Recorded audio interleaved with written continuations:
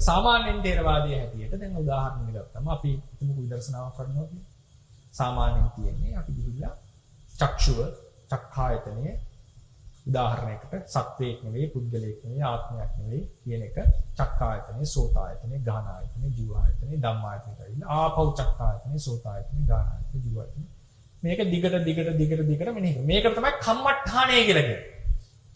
කර්මස්ථානය කියලා කියන්නේ පාලියෙන් අර්ථ කීපයක් තියෙනවා. කර්මස්ථාන ඉගෙන ගන්නවා කියලා හිතන්න.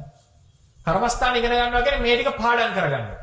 ඊටසේ කොහොමද මනසිකාර කරන්න ඕනේ? මොකද්ද අරමුණ? කොහොමද තේරුම් ගැනීම? කොහොමද ආභෝධය ඇති කරගන්න ඕනේ කියන මේ සියල්ල ඉගෙන ගන්න.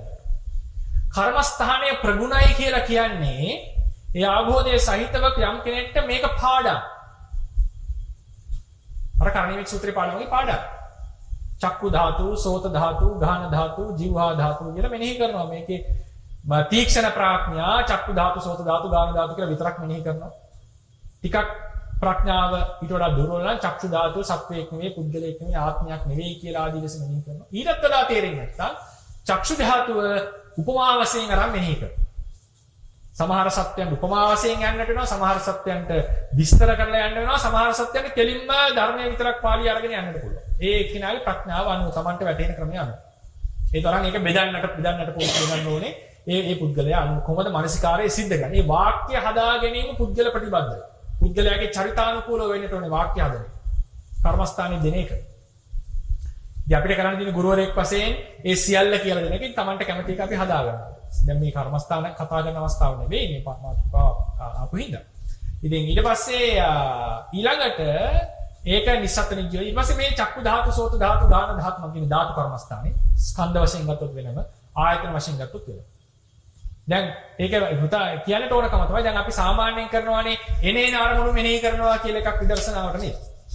එනේන අරමුණු විදර්ශනා කරනකොට අපිට පුළුවන් ද ස්කන්ධ වශයෙන් බලන්න, ආයතන වශයෙන් බලන්න, ධාතු වශයෙන් බලන්න බෑනේ. දේශනාවේ තියෙන ස්කන්ධ වශයෙන් බලන්න, ආයතන වශයෙන් බලන්න, ධාතු වශයෙන් බලන්න. ඒ නිසා මේ එනේන අරමුණු බලනවා කියන එක ඒක වැරදි නෙවෙයි. ඒක භාවනාවට ඇඳ ගන්න පුළුවන් අපිට යම් ක්‍රමයකට. ඒක ලොකු අවබෝධයක් තියෙන්න ඕනේ. සාමාන්‍යයෙන් දේශනාව කරපු ක්‍රමය තමයි Tamanට ගැළපෙන ඒක කියනවා ස්කන්ධ අණුව මෙනෙහි කිරීම ගැළපෙන්නේ කාටද? ආයතන අණුව මෙනෙහි කිරීම ගැළපෙන්නේ කාටද? ධාතු අණුව මෙනෙහි කිරීම ගැළපෙන්නේ කාටද? ඇයි මේව කියන්නේ හේතුව? මේ Tamanට ගැළපෙන ස්කන්ධ අණුව අරගෙන හිමින් භාවනා කරගෙන යන්න තියෙනවා. ධාතු නම් ධාතු අණුව බලන් යන්න තියෙනවා. ආයතන නම් ආයතන අණුව බලන් යන්න තියෙනවා. ඒ නිසා ඒ වගේ කරගෙන යනකොට ඊට පස්සේ ඔන්න එනවා කොහොමද තේරුණාම මේ ඔක්කොම ධාතු ගොඩක් සත්වයක් නෙවෙයි, පුද්ගලයෙක් නෙවෙයි ආදී ලෙස වැටහිලා ඊට පස්සේ ඒ චක්කු ධාතු, සෝත ධාතු ආදී හේතුන් නිසා හටගත්තේ විශේෂයෙන්ම పూర్ව භවයේ මේ භවයේ සම්බන්ධය තේරුම් යන විදිහට මෙනෙහි කරනවා. ඒකට ගොඩක් වෙලා පටිච්චසමුප්පාද ණය ක්‍රමය තමයි ගන්න. ධාතු වශයෙන් ඒ ගන්නට පුළුවන්. නමුත් පටිච්චසමුප්පාදේ තේරුම් ගත්තම මේ දොරටුව හැර ගන්නට පුළුවන්.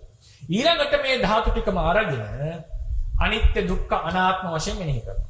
චක්කු ධාතුව අනිත්‍යයි. ඇයි අනිත්‍ය? කොහොමද පටිසම්භිදා මග්ගයේ තියෙන්නේ? කයක් තේන අනිච්චං.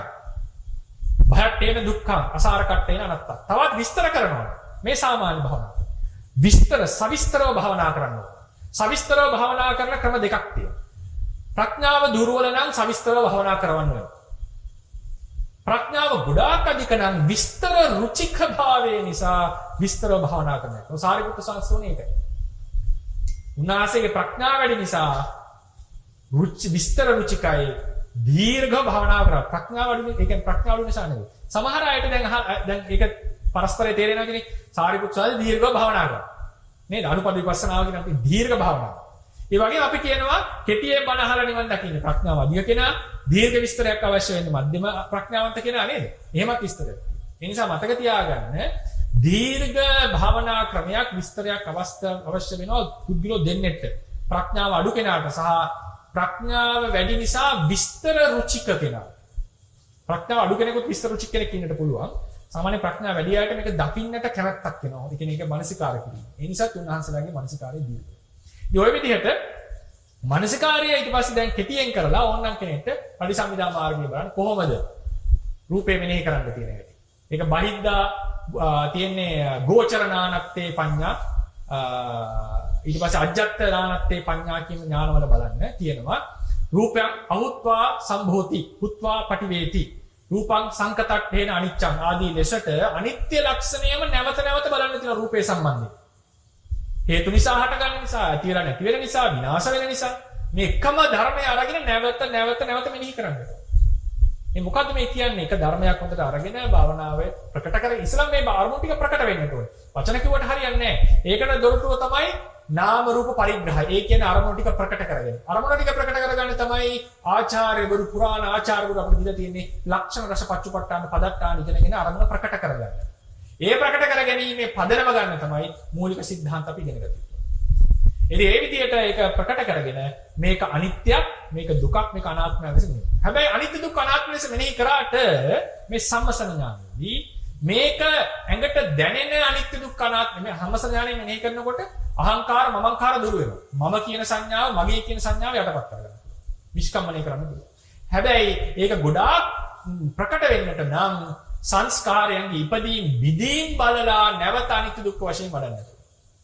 ඉදීම් විදීම් බලන්නේ නැතුව අනිත්‍ය දුක් අනාත්ම කොච්චර මෙනෙහි කරත් අනිත්‍ය ලෙස දුක්ඛ ලෙස අනාත්ම සංස්කාරය මෙනෙහි කරත් ඒක නැවත වැහෙන්නට පුළුවන්. ඒ නිසා සම්මසන ඥානයේ වඩපු කෙනා නැවත උදේවය බලන්නට උරු කරන්නට. සමහර යෝගීන්ට උදේවය කියන්නේ කලින්ම වැටෙනවා. ඒ නිසා වුන් සම්මසන ඥානය කරනකොටම උදේවය ප්‍රකට කරගෙන සම්මසනේ වඩන්නට පුළුවන්. ඇත්තටම කියනවා නම් මුළු විදර්ශනාවම සම්මසනයක් ලෙස හඳුන්වනවා. සම්මසනේ කියලා කියන්නේ අනිත්‍ය දුක්ඛ අනාත්ම ආරෝපණය කළා සම්මසනේ කිරීම. ඊට පස්සේ ඒ උදේවය බල යනකොට උදේ සහ වය උදේවය කියන එක ක්‍රම 50කට බලන්නට ඕනේ. ස්කන්ධ පහට ගත්තොත් උදේ 5යි එක ස්කන්ධයකට වය 5යි වය වර්ග. එතකොට එක ස්කන්ධයකට 10යි ස්කන්ධ පහට 50යි ධාතු වශයෙන් ගත්තොත් 180යි. ඉතින් එතකොට මේක නැවත මෙනෙහි කරගෙන යනකොට ඒක එකක් තමයි අනුත්පාද නිරෝධය ආදී හො වෙනවා. ඉපදී විදීම ඔය ඉපාද භංග කියලා කියන්නේ එක උදේවය ඥානය. අනිත් උදේවය ඥානය තමයි ප්‍රත්‍ය වශයෙන් ඉපදීම. ප්‍රත්‍ය වශයෙන් උදය, ප්‍රත්‍ය වශයෙන් නිරෝධය. ඒ ප්‍රත්‍ය වශයෙන් ඉපදීම සහ නිරෝධය කියන එක හතර වැදෑරුම් වෙනවා. එයින් එකක් සන්තති වශයෙන් ඉපදීම, සන්තති නිරෝධය. අනිත් තුනම සන්තති ඉපදීම නැත්නම් අනුප්පන්න උපාදේ නැත්නම් සන්තති උපාදේ අනුපාද නිරෝධය. මේ වගේ ඒක තමයි බෙදීම් තියෙනවා. ඊළඟට මේ විදිහට වඩාගෙන යනකොට උපක්ඛිලේශ ටිකක් පහළනවා. හිත ප්‍රභාස්වර වෙලා උපක්ඛිලේශෙන්න පටන් ගන්නවා. මේ උපක්ඛිලේශත් නැවත සම්මසනය කරන්නට ඕනේ අනිත්‍යයි දුකයි අනාත්මයි කියලා. එතනදී යෝගීන් පස් වර්ගයක් තියෙනවා. සමහර කෙනෙක් මාර්ගඵල ලැබුවා නෙවෙයි, සමහර කෙනෙක් මේ ආලෝක පස්සද්ධිය ආදී නිට්ටයයි සුඛයි ආත්මයි කියලා අරගෙන බුද්ධ ශාසනයෙන් බැහැර වෙනවා. සමහර කෙනෙක් මාර්ගඵල මම ලැබුවා කියලා භාවනාව නතර කරනවා. සමහර කෙනෙක් මාර්ගඵල ලැබුවා කියලා භාවනාව වරද්දගෙන පස්සේ තේරුම් අරගෙන ආපහු ට්‍රැක් එකට යනවා. ඒකට කියනවා ධම්මුද්දච්ච මානස කියලා. සමහර කෙනෙක් ඒකට අහුවෙනකොට කෙලින්ම භාවනාව කරන් යනවා. හැබැයි ඔවුන්ට ලොකු කැමැත්තක් වෙන උපක්ඛිලේශ. අර විරාදී දර්ශන වලට කැමැත්තක් වෙන ඇලීමක් වෙනවා. ඒ ඇලීම වෙන ක්‍රමය අනුව යෝගියාගේ මොකද්ද සුඛ ප්‍රතිපදා දුක්ඛ ප්‍රතිපදා ක්‍රමයට කලනවා. ඒ කියන්නේ සමහරුන්ට ඇලීම 3-4 පාරක් වෙනවා. ඒක යටපත් කරන් ඉදිරියට යන්නේ. ඒක නැතුව යන්න බෑ ඉස්සරහට. ගියාට සිත ප්‍රභාස්වර නැහැ. කෙලෙස් ප්‍රහාණය වෙන්නේ නැහැ පටිපදා ඥාන දර්ශන විසුද්ධිය. ඊට පස්සේ ඒකේ 3 පාරකට දෙපාරකින් හරි ඊට වඩා අඩුවෙන් හරි කෙලෙස් යටපත් කරන් ඉදිරියට ගියොත් ඒ කෙනාට සුඛ ප්‍රතිපදාව කියලා කියනවා. සමහර කෙනෙක්ට කලාතුරකින් කෙනෙක්ට ඇලීමක් නැතුව ඉදිරියට යන්න පුළුවන් වෙනවා.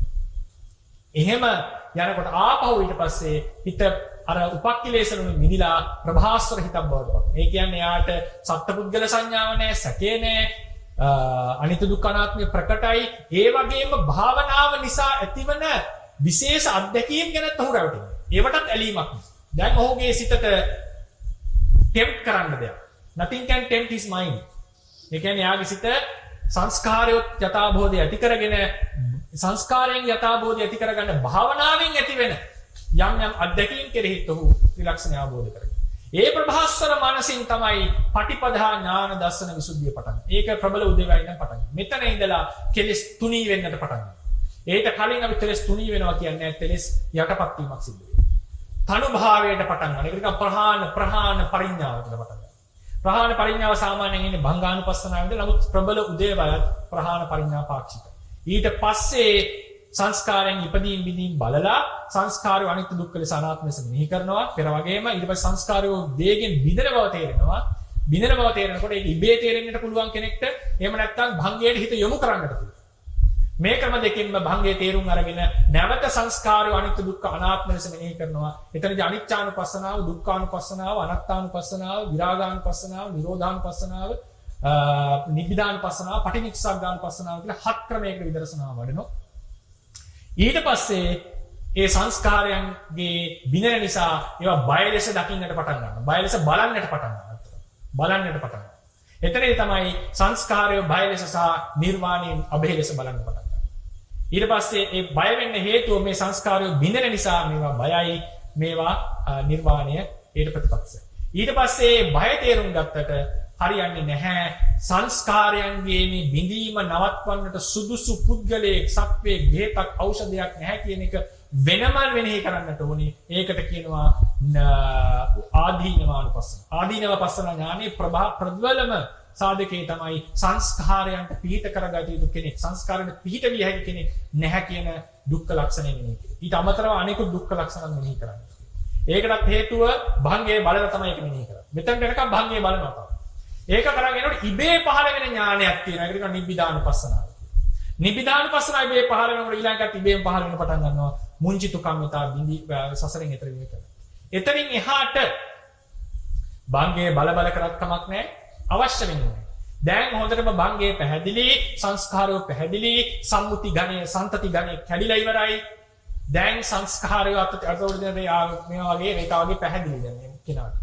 ඊට පස්සේ මොකද කරන්නේ? මුංචිතු කම්මිතාවය ආපු නිසා මිදීමේ කැමැත්ත ආපු කෙනා ඊටා ගැඹුරින් විස්තර සහිතව සංස්කාරය ත්‍රිලක්ෂණයක හරවනවා. ඒක කියනවා පටිසංඛානුපස්සන. එතනදී විශේෂයෙන් අනාත්ම දර්ශනය ඇති කරගන්නට ඕනේ. මොකද හේතුව ඔය ඉස්සර විස්තර කරපු විදර්ශනා ඥාන වලට ආත්ම සංඥා බලපාලා තියෙනවා. ඒක විස්තර කරන්න ඕනේ දීර්ඝව. ඊට පස්සේ එහෙම කරන් යනකොට විශේෂයෙන් අනාත්මානුපස්සනාව ඒක ද්විකෝටික වශයෙන්, චතුස්කෝටික වශයෙන්, ෂඩ්කෝටික වශයෙන්, දෙවැදෑරුම් ලෙස, සතුටවැදෑරුම් ලෙස, හයවැදෑරුම් ලෙස, අටවැදෑරුම් ලෙස, දසවැදෑරුම් ලෙස, 12 වැදෑරුම් ලෙස, ඊට පස්සේ 42 වැදෑරුම් ලෙස ත්‍රිලක්ෂණය සහ අනාත්මය මෙනෙහි කරන්නේ. එහෙම මෙනෙහි කරන් යනකොට අන්න සංස්කාරය කෙරෙහි නියම උපේක්ෂාවක් උපදිනවා. එතන උපේක්ෂා වර්ග තුනක් තියෙනවා. විරිය උපේක්ෂාව, සංඛාර උපේක්ඛාව, ඊට පස්සේ භාවනා උපේක්ෂාව. ඒක වඩාගෙන යනකොට තමයි ඉන්ද්‍රිය ධර්ම සම වෙනකොට මාර්ගය ආරම්භ වෙන්නේ. අනුලෝම ඥානයට ඇවිල්ලා මාර්ගය ආරම්භ වෙනවා. ඉතින් ඒ නිසා ඒ ප්‍රශ්නේ අහපු එකනවා දීර්ඝ උත්තරයකට බොහෝ දෙනා විටිමිට අහලා තිබුණා විදර්ශනාව ගැන විස්තරයක් දෙන්නට කියලා. ඉතින් මේ හැම එකක්ම ඥානයක්ම වෙන වෙනම විස්තර කරන්නට ඕනේ. ඒ නිසා තමයි මේක අපි ඉස්සරහට ගන්නෙ නැත්තේ. මේක විස්තර කළා මේ වෙලාවේ තේරුමක් නැහැ. මොකද ඒකට අවශ්‍ය පදනම අපි ඉස්සලා දාගෙන ඉන්න ඕනේ. මේක දැනගත්තා කෙනෙක් ඉන්නට පුළුවන් ඒක වඩාගෙන ඉදිරියට යන කෙනෙක්. නමුත් මම පාඩමක් ලෙස කරන නිසා මේක හැමතිස්සෙම ඉදිරියට දාලා තියෙන්නේ මේ කරුණ නිසා. ඉතින් එතුමාගේ ප්‍රශ්නෙට උත්තරයක් දෙන්න තියෙන්නේ භංගයේ බලාගෙන යනකොට සමහර යෝගීන්ට ඒ නැති බව වැටහිලා ශුන්්‍යත කිසිවක් නැහැ කියන අරමුණක් තිබිලා බොහෝ වෙලා ඒක ඉන්න අවස්ථා අපි අහලා තියෙනවා. ඒක නිවන නෙවෙයි. ඒ ප්‍රශ්නයට උත්තරය තමයි භංගයේ බලලා විදර්ශනාව යනු භංගයේ බලලා සංස්කාරය අරගෙන අනිත්‍ය ලෙස අනිත්‍ය යනු විදෙන ධර්මයක්, දුක් උපදවන ධර්මයක්, අනාත්ම ධර්මයක්, විරාග ධර්මයක්, නිරෝධ ධර්මයක්, අතහැරිය යුතු ධර්මයක් ආදී ලෙස නෙමෙයි. එහෙම කරන් යනකොට ඔය ප්‍රශ්නේ